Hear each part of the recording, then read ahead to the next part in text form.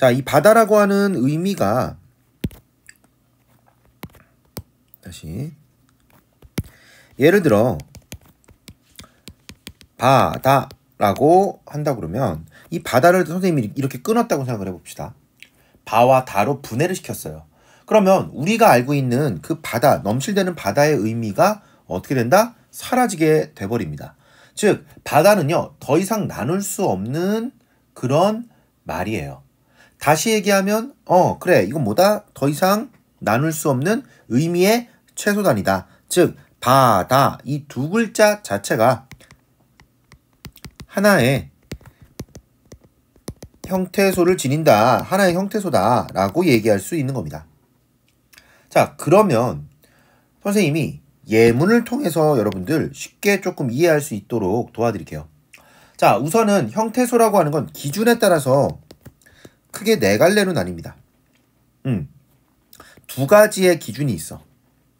첫 번째 기준은 뭐냐면 자, 얘가 의미를 가지고 있는 하나의 어떤 의미단인데 의미가 실질적인 의미냐 아니면 형식적인 의미냐에 따라서 나눌 수 있어요. 의미가 쉽게 얘기해서 있느냐 없느냐 이런 것들에 따라서 기준을 삼을 수가 있다. 자, 실질적인 의미가 있는 애들은 우리가 뭐라고 그런다? 실질 형태소. 자, 그렇지 않고 형식적인 문법적인 의미만 있는 애들은 우리가 뭐라고 그런다? 형식 형태소라고 한다.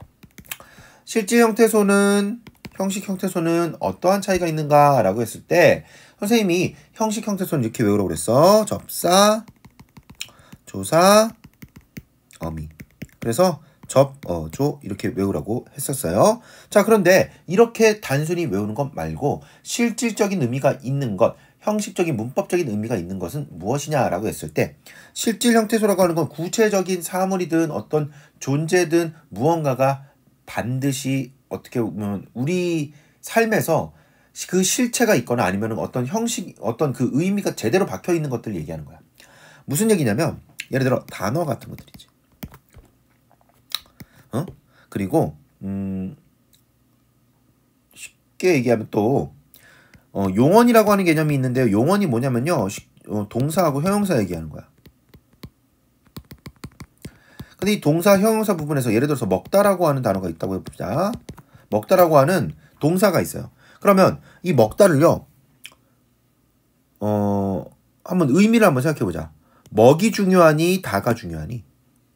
먹이 더 중요하겠죠. 왜? 다는 어디에나 붙는 애들이니까. 얘는 문장 끝에 어디에나 붙는 애들이야. 그래서 이런 애들을 우리가 뭐라고 하냐면 어미, 말의 꼴이라고 그러고요. 이런 애들 실질적인 의미를 담당하는 부분을 동사 혹은 형용사에서 어간이라고 얘기합니다. 쉽게 얘기하면 동사나 형용사에서 기본형이 있을 때 그 기본형에 다를 빼면 나머지 부분을 어간이라고 얘기할 수 있겠다. 그래서 이 어간 부분 같은 것들 동사 형용사에서 혹은 단어 같은 것들이 실질 형태소에 속한다라고 볼 수 있겠다. 자, 또 한편으로 형식 형태소의 접사, 조사, 어미라고 했는데 접사라고 하는 건 뭐냐면 예를 들어서 사랑인데 그냥 사랑이 아니라 뭐야? 짝사랑이야. 이때 짝이라고 하는 건 혼자 하는 거, 짝이 없다 이런 의미로 쓰이게 되는 접두사라고 보시겠고요. 이런 애들이 접사예요. 혹은 예를 들어서 자, 쟁이 이렇게 얘기했으면 쟁이라고 하는 그 단어는 멋이라고 하는 얘는 하나의 명사죠. 근데 거기에 쟁이라고 하는 애가 붙음으로써 어떻게 되냐면 멋있는 사람, 멋을 추구하는 사람 이렇게 돼버리죠. 그래서 뭐 멋쟁이, 뭐 아니면은 뭐 개구쟁이 이런 식으로 사람의 성격이나 성질 이런 것들을 나타내는 그런 단어가 쟁이거든요. 이런 애들 우리가 접미사라고 얘기합니다. 얘는 뭐야? 접두사라고 얘기할 수 있겠다. 이런 애들이 접사고요. 조사는 은는이가 이런 애들 있지, 을를 이런 애들 있지, 이런 애들이 조사고요. 어미는 아까 얘기했던 다라든지, 뭐뭐 하랴 이런 표현들, 이런 것들이 어미, 그러니까 말의 뒤에 붙는 애들이 되겠다. 이런 애들을 우리가 뭐라고 그런다? 얘네들은 문법적인 의미만 설명을 해야 되기 때문에 형식만 갖고 있다. 실질적인 의미가 없다. 그래서 형식 형태소라고 한다. 자, 그리고 두 번째 기준은 뭐냐면 얘가 홀로 쓰일 수 있느냐. 이것이 하나의 또 기준이 돼요. 그래서 자립 형태소와 의존 형태소가 있는데 자립 형태소는 뭐냐면 홀로 쓸 수 있는 거야. 그러니까 보통 쓰는 것들 중에서 쉽게 얘기하면 하이픈이 없으면 돼. 앞뒤에 하이픈이 없으면 돼. 이건 조금 이따 설명해 드릴게요. 의존 형태소는 홀로 못 쓰이는 거야.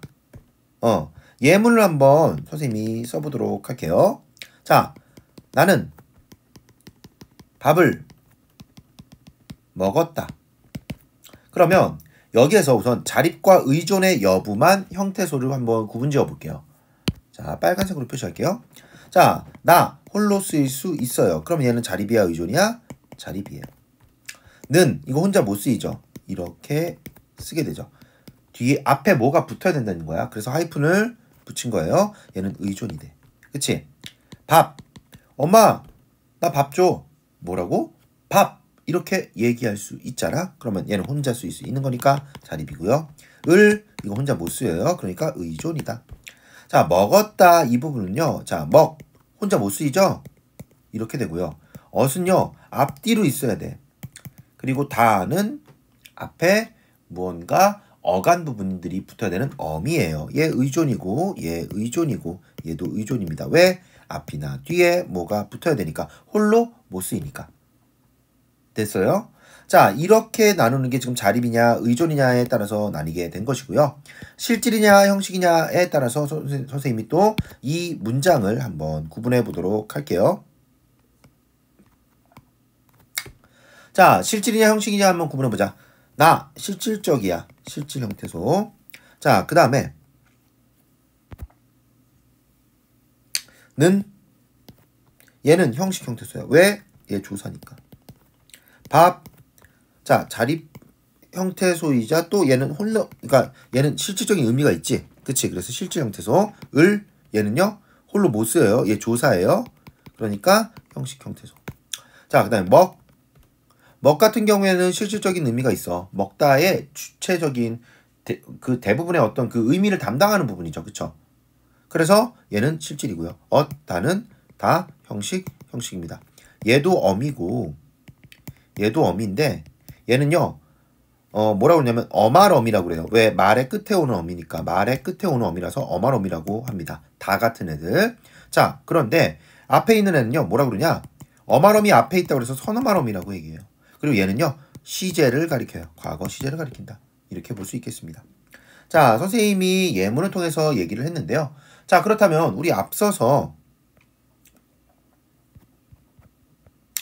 형식 형태소가 무언지 이제 알았으니까 국외음화 얘기할 수 있겠고요. 그리고 연철 같은 경우에는 형식 형태소일 때 바로 앞에 있던 받침이 종성의 받침이 바로 뒤로 연결이 되는데 만약에 형식 형태소가 아니라 실질 형태소라면 얘는 중요하니까 앞에 있는 받침이 어떻게 된다? 한번 바뀌고 음절 끝소리 규칙이라든가 아니면 뭐 어떤 다른 뭐 자음군 단순화라든지 이런 것들이 진행되고 난 다음에 그 다음에 뒤에 있는 애한테 연철이 된다. 이렇게 얘기할 수 있겠습니다. 지금 당장 이해하지 못하더라도 괜찮고요. 선생님이 얘기하는 것 이런 것들을 자기 나름대로의 언어로 좀 설명할 수 있게끔 그렇게 외워갖고 다음 시간에 보도록 합시다. 오늘 여기까지 할게요.